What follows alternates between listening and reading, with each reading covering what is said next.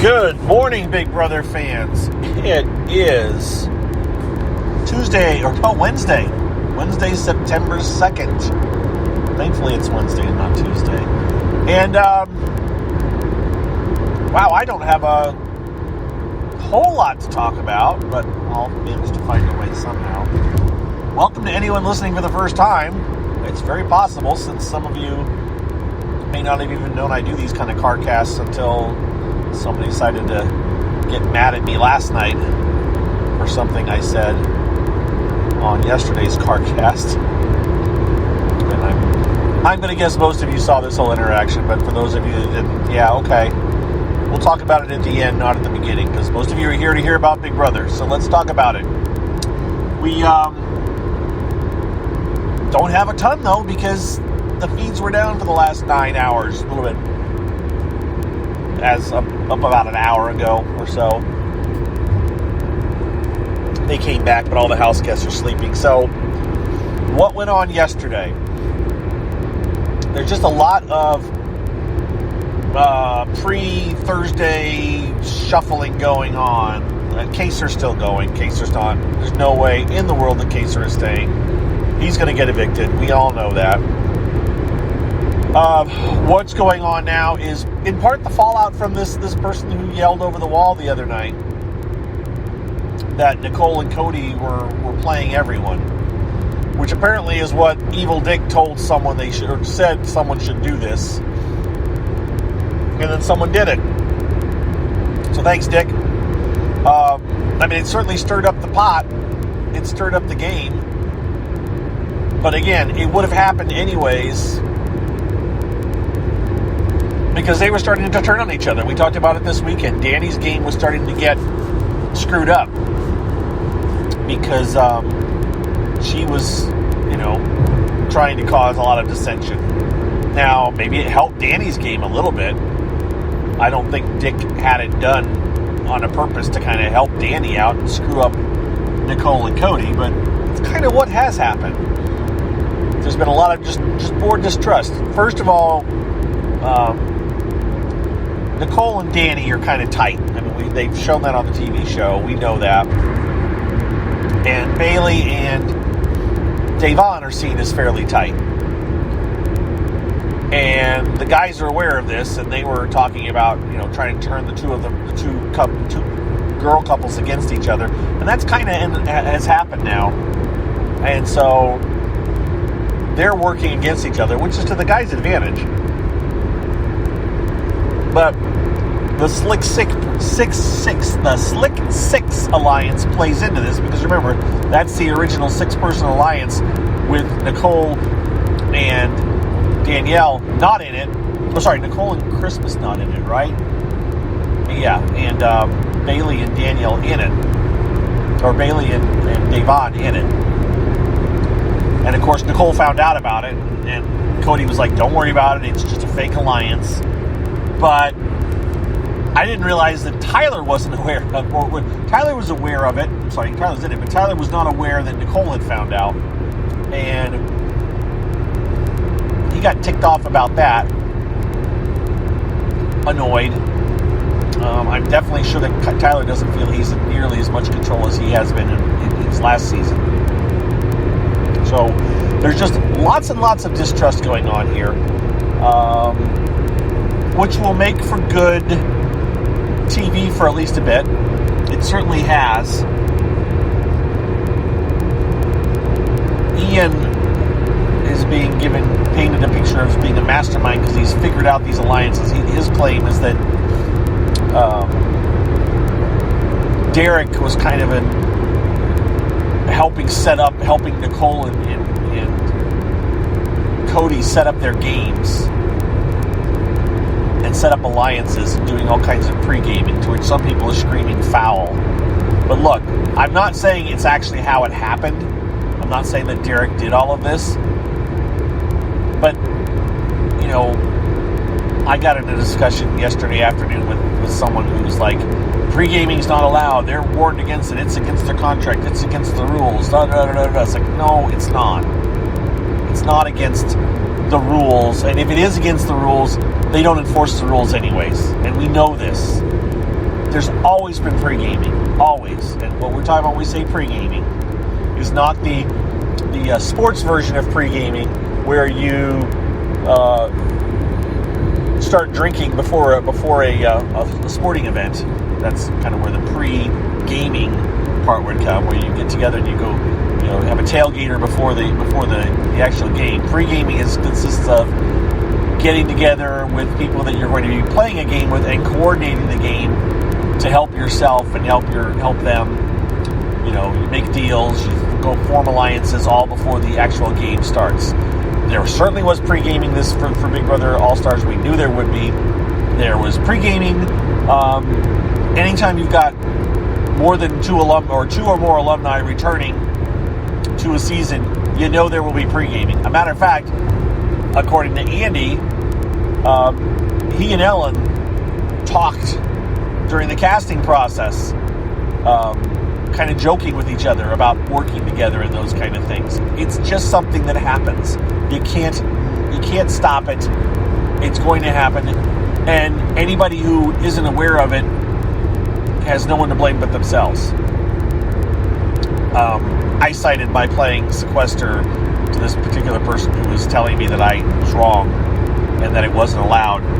And they said it's not the same. And I'm like, I wasn't trying to put myself at the same level of the Big Brother people, just to say it happens. I didn't think it happened as much as it does. But if it happens to the level it happens in Sequester, it really happens. And I'm sure it happens a lot more heavily in Big Brother. Look, that whole community of Big Brother contestants, they are very much interactive with each other. They all talk. They all communicate. So when we thought All-Stars was happening, yes, we knew. That's how we confirmed it, because they were all talking with each other about who was being contacted and who wasn't, and what the money situation was, and all that stuff. All this stuff goes on. So yes, there is pre-gaming. It happens. You can't be terribly upset about it. And anyone who walked into that house and hadn't pre-gamed, well, that's their fault, and they can't blame anybody but themselves for not trying. Or they can feel that they were excluded from the group and be mad about that. But that is part, again, of, well, then you don't have a very good social game. That's your fault.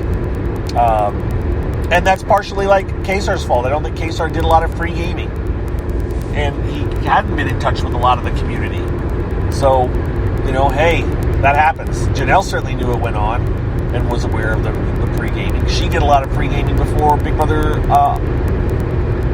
7, right? Yes. I mean, they went in. The rumor was that Boogie, Erica, Janelle, and Dr. Will went into the house with an alliance that they had pre-gamed. And I remember just all the different names are involved in the pre-gaming before Big Brother 7. And it happened. And that is before someone said it's all about the social internet and stuff and you should get used to it. It's like, no, this stuff was going on before then. We had cell phones back then. There was texting back then. It's been a thing. All right, enough of that. Point is, pre-gaming happens. And so trying to out Nicole and Cody for having pre-gamed is really interfering with the game. Now, have I always been against wall yellers? I talked about this yesterday. I don't want to dwell too much on this because I just did all this yesterday. But no, I'm not always against wall yellers. I said in Big Brother 19 I was fine with the wall yeller, but that was more because I was so annoyed with Paul and the advantages he was having in that game, in that season. It didn't bother me at all to see his game get screwed with by people yelling over a wall, because I felt like he was given so many advantages by production. I don't feel anybody this season has been given huge advantages by production, so I don't really appreciate people screwing with people's games. And I'm not a fan of Nicole and Cody in any way, shape, or form. I'm like, come on. All right, enough of that. Point is, because somebody, apparently, we're not even 100% sure, about 6:30, I think, Big Brother time last night, 6:45, the feed's just cut. It says, house guests, everybody get inside the house. And we're assuming that someone may have been outside that was getting ready to yell, or maybe was trying to yell or something, and so they locked down the house and they shut off the feeds. And the feeds didn't come back until like 4:30 in the morning ish, and they were all asleep by then. So we don't know what happened all evening long. So anyone who thinks it's cutesy to go yell over the wall at this point, just understand you are depriving people that are big fans of the show from getting to see any kind of interactions or gameplay. That's just going to be CBS's solution. And frankly, the live feed base of people is not as large as some of us like to think, or not as influential on the game of Big Brother as some of us like to think. And so CBS doesn't particularly care. They will shut the feeds off if they feel they need to. And obviously, as they've shown, they will shut it off for hours, and the show will go on. All right, enough of that. So the feeds have been off. Case are still going, but we have a whole other day yet. They're probably on inside lockdown now for preparations for Thursday's show. And that's the other thing. By doing this, they don't let the house guests. Now, they may have let the house guests back outside. See, we don't know that. That's the thing. They may have let the house guests back outside, and by having the feeds turned off, we don't know what was happening. We don't know if they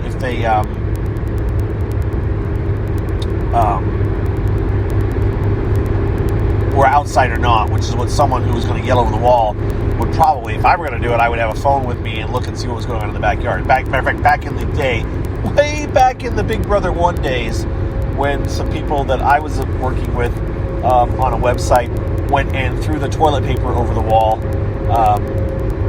because the Big Brother 1 house guests were out of toilet paper. We definitely had people texting on phones and stuff to let them know what was going on in the backyard at the time they were trying to get the stuff over the wall. Yes, we were wild and crazy kids back then and gave them toilet paper because they had none in their budget and they couldn't buy any more. All right. Do I have anything else to tell you guys? Try to think of anything else Big Brother related to talk about. What I will say is I do think it's definitely that all this commotion has definitely screwed up alliances, and it'll be really interesting to see who wins head of household and how that reforms things. Things will definitely reform Thursday night based on who wins head of household. Is Cody in danger? Maybe. Is Nicole in danger? Maybe. Is Danielle in danger? Possibly. I don't know. But it's also very possible that it could be David and Kevin up next week. It really is. It could be Davon and Bailey. It'll be interesting to see, but it's going to really hinge on whoever wins head of household. So, that's tomorrow night. We got a whole other day to get through. So we'll talk about that more tomorrow. That's what I have for you guys as far as Big Brother goes.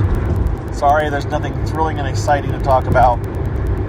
Hi to everybody that's listening for the first time or hasn't listened much. I'm going to wrap this up and talk about me and then talk about this whole thing that happened yesterday. So, those of you that are somehow tuning in for possibly the first time, besides doing my CarCast, I also do Periscopes several times a week, although I've slacked off a little bit the last couple of weeks, but that's just because sometimes I need to decompress after work. But I try to do a CarCast of almost Monday through Friday on the drive to work and tell you guys what's going on. And then, of course, we do have our Big Brother Gossip Show. Those of you that listen to it or have never heard it, we do it every Saturday. Yes, we will. We did announce, and here's my announcement on here if I hadn't said it. I've talked about it. We did announce on Saturday that we will be pre-recording all of our Big Brother Gossip shows the rest of this season. It's just a crazy year. It's just a crazy season, and it's less stress on us to pre-record it, and I do know, and those that really love the community aspect of getting together and chatting while we do the show, I wish that there was a solution, easy solution for you. I've thought about possible ways to do it. I don't know how to easily do it as far as someone coordinating a listener what people like is they like listening live where they can all chat in a room together while they listen to it. There are ways to do that. There are ways to do, they have the watch parties for watching shows, but I don't know how to easily coordinate that for listening to a podcast. Maybe I should research it if there's a way to do listening parties for podcasts, if there's some platform that allows you to do it easily. I did Periscope, our first one, most of it, and sat with people while they chatted. But I can't commit to doing that every week, even at a set time or anything. I just can't. That's one of the reasons we're not doing it live, because I don't want to have to... the scheduling aspect of it right this year is just crazy. All right. So, Big Brother Gossip Show. Just Google Big Brother Gossip Show and you will find links. So go to BigBrotherPodcast.com and you will find a myriad of ways to listen to it. My CarCast that you're listening to now, look, you've already found it, so... I don't know if it helps to tell you, but some people may have found it by one way and they're like, I don't like this. I like listening to things other ways. This is technically a podcast. I record it in my car while I'm driving. I use a program called Spreaker, Spreaker, that I pay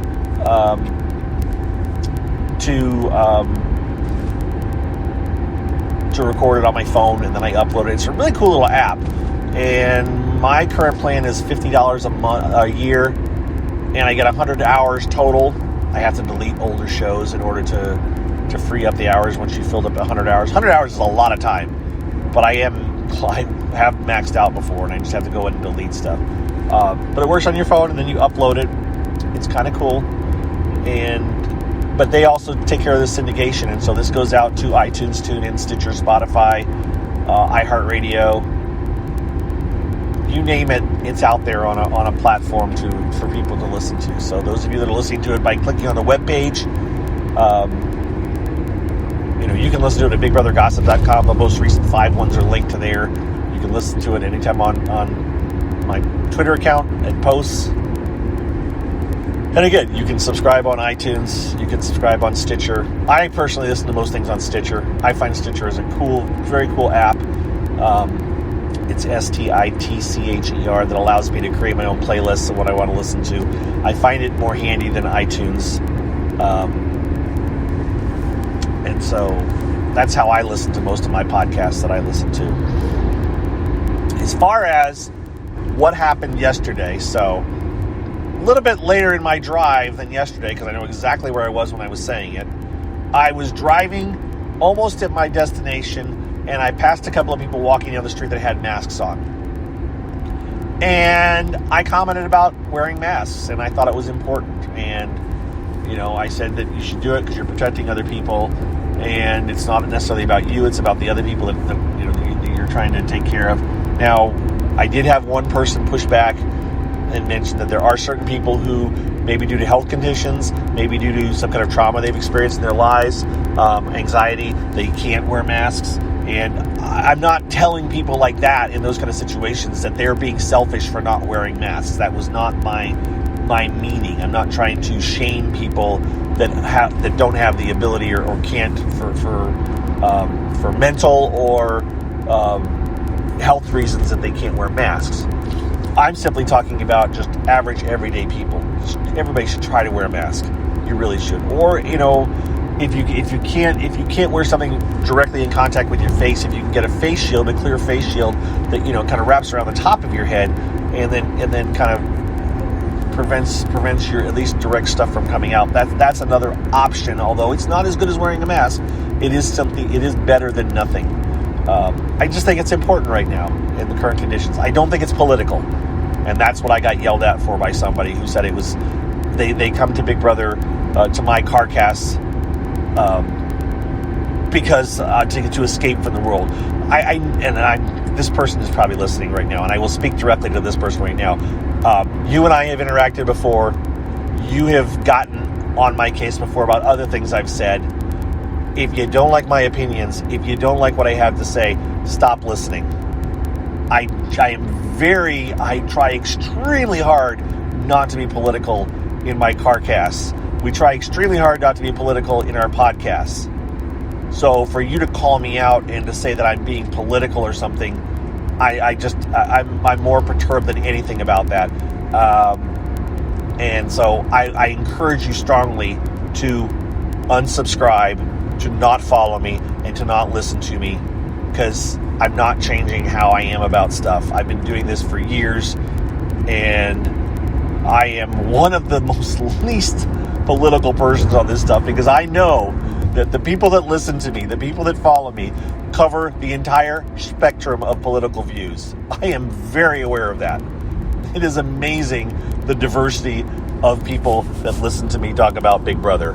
And I definitely do not agree with a good portion of those people on political views. However, I try to keep this non-political because I try. But every once in a while it slips out. And so, as far as wearing masks, this is a health issue. This is not a political issue. And obviously that person is of the opinion that the current health situation and wearing masks is not about health, it's about politics, and I completely disagree. All right, I have gone on enough. My whole point is, this person said that they were about to become a patron, and because I brought up the masks, they weren't. This person has been following me for at least a year. I don't remember if it was last year or the year before that we got into a discussion about. You know what? It was a season before last, because I think it was Swaggy we were talking about. I believe it was a conversation about Swaggy, and they got all over my case about something. And so, yes, I remember you from way back then. And at the time, you were giving me grief about something, and so, you know what? You're here to stir up problems and cause trouble, and just unsubscribe. But you didn't. You stayed around for 2 more years to bug me about something else. Interesting. All right, enough drama and intrigue for the day. My point is, they made it sound like because I said that they were going to not become a patron. Well, they were never, ever going to become a patron. It was just a way to try to make me feel like, ooh, I'm worried. I'm not worried. And I've actually had, and I was going to say it this morning, but I haven't. I've actually had several people in the last 24 hours become patrons of my CarCast. And I thank each of you. And I also thank all of my people that were already patrons. That's very kind of you. I appreciate it. That's very nice of you. It really is. I don't know. I'm not going to plug my Patreon account at this point. I don't want to seem like this is a call for people to be patrons. But those of you that decided to sign up to be patrons because that person said they were about to, just to understand, they were never about to be a patron. But I appreciate those of you that did become patrons because of what they said. And that was not my purpose of putting them out there. I just wanted to state unequivocally that I don't care if you don't agree with me on my opinions. I try very hard to walk that line and be fair in what I talk about. And it really just honked me off when this person implied that I had an agenda. I do. I have my own agenda. It's my agenda. It's my CarCast. And now I've made it to my parking spot at work. So, with that happy note, I'm going to sign off. I'm going to tell every one of you, thank you for listening. Welcome to anybody that happens to be new, although I don't know if there's anybody new as much as people that, I don't know. Thank you for checking it out, and I hope you have a wonderful Wednesday. Hopefully tomorrow we'll have something interesting to talk about that may happen today. Hopefully the feeds don't get cut, and then we'll have Thursday night, new head of household, and maybe we'll breathe some fresh air into this cast and get some real gameplay going on. Fingers crossed, everybody. Thanks again for listening, and we will talk to you later. Bye-bye.